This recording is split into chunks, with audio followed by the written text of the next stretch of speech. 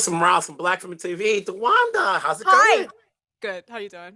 It's good to see you on a big screen that the world will get to see you in. For those who have not seen you on your other projects, Thank you. you know, how did this come about? Did you have to audition? Did they want you for this movie?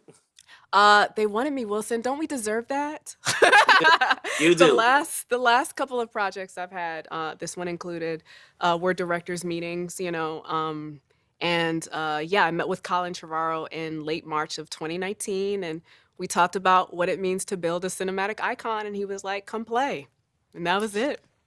You're playing this role of Kayla, who's a kick-ass. She's in the thick of things throughout the movie, which is great. Yeah. You know, how else would you best describe her when you got the sides or the script as far as who she is?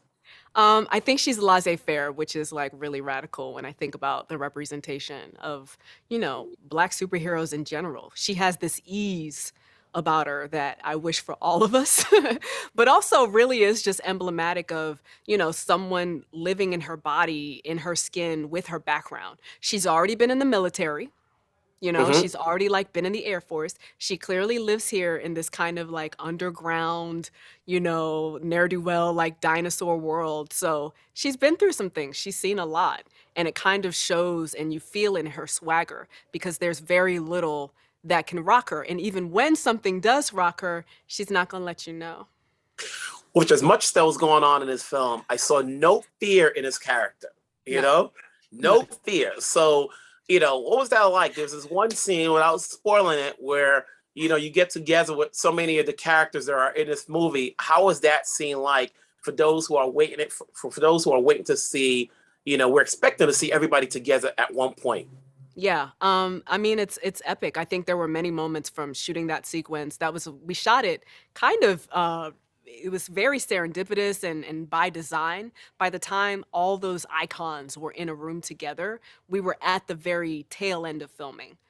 So the final third of the movie we were shooting all together, and it was the last sequence that we shot.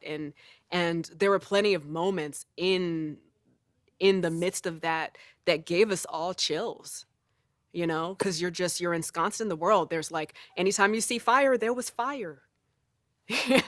And it took a real kind of collective group effort. One of my favorite moments in the movie is this moment where Kayla is, she and Maisie have this whole little mini arc throughout the film, and she's just beckoning her up, and there are so many like generational baton passes in this film, and that's one of them when you just see Kayla like coaching this kid up the ladder to be like, don't be afraid. Like it's as if to say like this fearlessness that I have earned, that I've built over my lifetime, I am now like passing on to you. You've had lead roles, you've worked on other projects, but when you work on a project of this magnitude, what did you learn in the process when you see how things are being done on this big budget film? One, I learned, to your point, that money's amazing. Because when you have this kind of budget, as an actor, there's less acting that you need to do, because they're putting you in the world of the thing. They're giving you all the tools that you need to do your job. You're being confronted with the elements, everything that you see on the set, the wind, the fog, all the difficulty, the terrain. We were filming in a forest in the United Kingdom that they had fashioned and like added moss to the trees. That wasn't like anything I had to fake. And so it was really just a matter of being just seeing the kind of resources available at that tier of filmmaking, and not taking it for granted, just really like taking in every moment, an opportunity to like let that be my scene partner too. Were you experiencing the CGI as well, with some of the scenes that you had to do?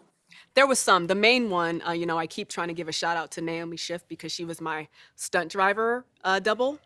She's a Mhm. Formula One driver, like a dope sister in the UK, and she just made me look real good. Okay, she made me look real good in that driving sequence in Malta. So the main thing that I had to, that was like blue screen, was that driving sequence. And they kind of just like put the truck on hydraulics on the soundstage, on the system, to mimic the motions that she was making as she was driving.